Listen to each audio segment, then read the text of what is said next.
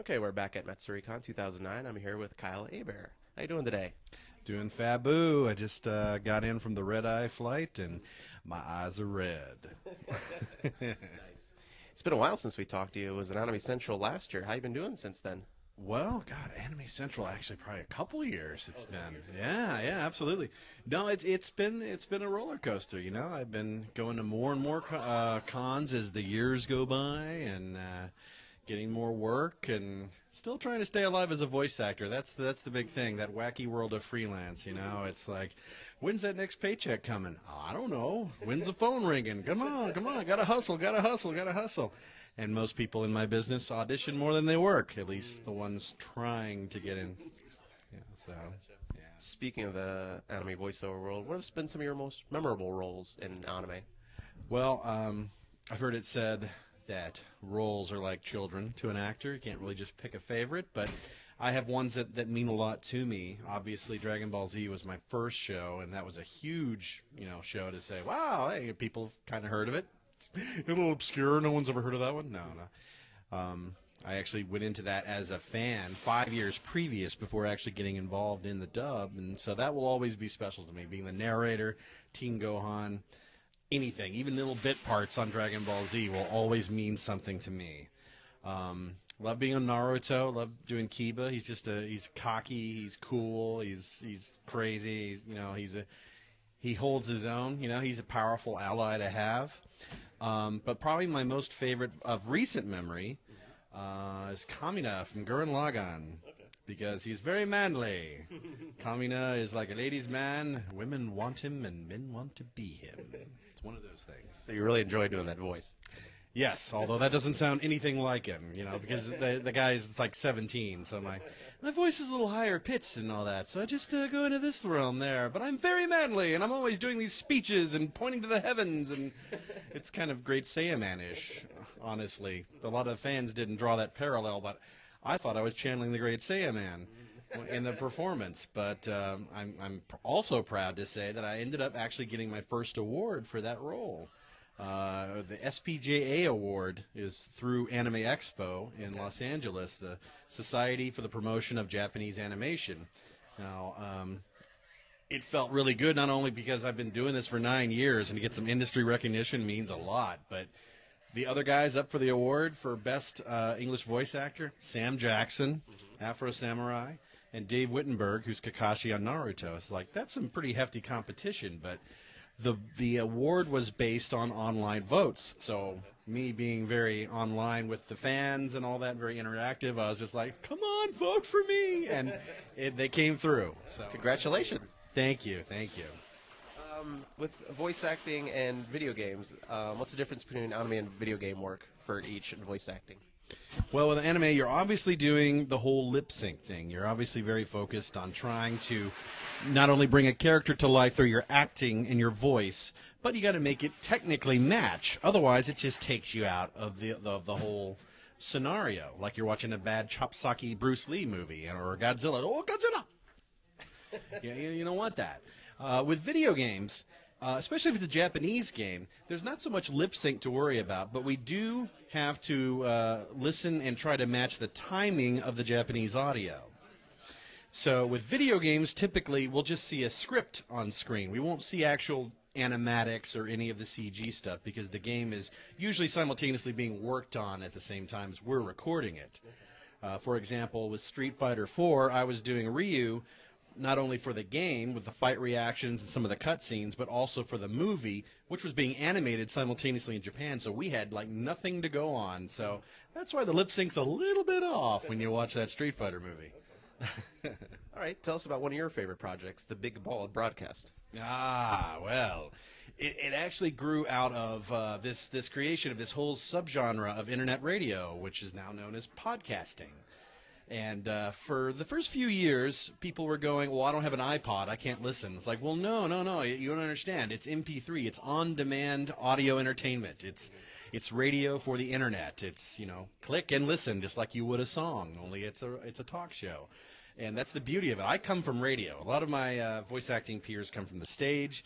I come from radio, and this kind of reinvigorated my love of radio, to be able to not necessarily get on the airwaves, but get on the World Wide Web and actually do a talk show about whatever you want to. So there's name a topic, there's probably a podcast dedicated to it. So I wanted to start one. This was 4 years ago. I wanted to start a talk show just about things that I enjoy. Geek culture, pop culture, movies, comics, toys, anime, cartoons, movies, video games, that sort of thing. Different aspects of fandom. So I did that with my co-host Otherworld Steve, who is the guy who designed my website, KyleHebert.com. And we've kind of taken that to the new level. We've got an engineer, Mark Swent, who he's based out of Philly, and he helps run our show. And now we've begun streaming live, typically on Friday nights, sometimes on Saturday nights. And Steve and Mark kind of handle the hosting thing while I'm out of town at a con, for example, this weekend. Yeah, but I'm really, really proud of how the show has grown and all that. So check out our website, thebigbaldbroadcast.com. What type of audience do you try to reach with the broadcast? The podcast is definitely aimed at just, people who are into geek culture, whether they're high schoolers or college or maybe they're even older than that. It speaks to everyone who enjoys anything geeky. It could be gadgets. I'm an iPhone addict. My co-host Steve has a G1. He's all about that. He's also a musician, so we're also geeking out talking about how the music industry is being affected by piracy or BitTorrenting affecting the anime industry and all that stuff. These are big topics that never seem to go away, and they're always a big buzz with the fans. We enjoy talking about that sort of stuff. And another podcast or broadcast we could talk about is Trevor has his voice print on Sunday. You'll be a part of that, correct? Yes, for the first time. I met Trevor a few years ago at Animathon in Edmonton, Canada. And I became a big fan of his because he puts together a great show interviewing voice actors. And I've been waiting for a long time for him to say, well, Kyle, I want to interview you. Because basically, he's up in Vancouver, so he's interviewed the Canadian talent. And once in a while, he's delved to the American side. He's interviewed Vic Mignogna before, and I think maybe a couple others. And now I'm like another one of the few American properties that will be exploited and my brain picked, as it were, and then we'll just go into random accents for no reason because Trevor does do that as well. He does a Fabu Family Guy Stewie. I don't know if you heard it already, but he just impeccable. Yeah. Okay. This convention is doing a lot of charitable works with cancer awareness, diabetes awareness, animal, wildlife preservation. Tell us about what you think about this con doing so much charitable work. Well, I think anything that's going to benefit a charity, a charitable cause, is definitely worthwhile. I know that several in the voice acting community gather some rare collectibles and autographs from people that don't normally go to conventions, and they'll have like a charity auction. And these items tend to go for a lot of things. Like sometimes I will auction off like a voicemail recording. I've had that go for like $100 or something. So it's like that's a lot of fun, and you're helping people out, whether it's a flood victim, a cancer victim, people that really deserve the help and the dime. And even in these tough economic times, I think it's just really great to watch the anime community come together, and who typically don't have a lot of money to spend in the first place, but they really do come together, and they really do make a difference, I think. Our convention chair is getting up the end on the fight against cancer. What are your thoughts on the fight against cancer? Well, obviously cancer affects just about everyone. Yes. Everyone, either directly or someone, either someone in your family or a friend of yours or a friend of a friend. It's not going away, and it's just a devastating thing, especially when you talk about like leukemia or its effects on children. It just breaks your heart to see this stuff. And I'm a parent. I have a 13-year-old daughter. Fortunately, she's very healthy, but my deepest sympathy goes out to anyone struggling with that. Not only the medical bills, but the extreme stress involved and all that. So again, to watch the anime community come together and rally for a cause like that, not just for the art's sake of everything, but just like, hey, you got to save your fellow man here. Yeah, that's really what we should be doing, Definitely a good cause. Mm-hmm.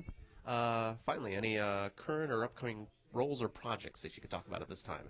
Well, I'm still, going back and forth with my recurring roles on Naruto and Bleach. Kiba on Naruto, and then Aizen on Bleach. And I don't know if I can say it yet, but I can be heard. I won't say as who yet. I usually do bit parts anyway, or episodic people. But I will be heard on Monster, which is going to be airing on Sci-Fi Channel starting in October. So I don't know what... I don't even keep track of who I'm voicing anymore, so I'm not allowed to say, so it doesn't matter. But I've got a little 2-episode arc of a character that, again, I can't divulge, but in Soul Eater, that Funimation just announced, and I've got a huge role on a movie tie-in video game that I can't announce yet, but it's basically coming out in December. Big news. It is big news. But when December comes, I will shout from the highest mountain. I'm very, very excited to be on this tie-in, even though movie tie-in games tend to kind of suck. But it's still cool. For folks who want to keep up with news on you, is there a place online they can go to keep up with you? Funny you should ask. Oh, yes. Well, first there's my official website, which is KyleHebert.com. But I tend to be on the more interactive social media, so Facebook.com/KyleHebert or Twitter.com/KyleHebert. And, of course, thebigballbroadcast.com. Kyle, it's always a pleasure seeing you. Thank you. Likewise. Good to see you, too. Okay, hope you have a good convention. Thank you.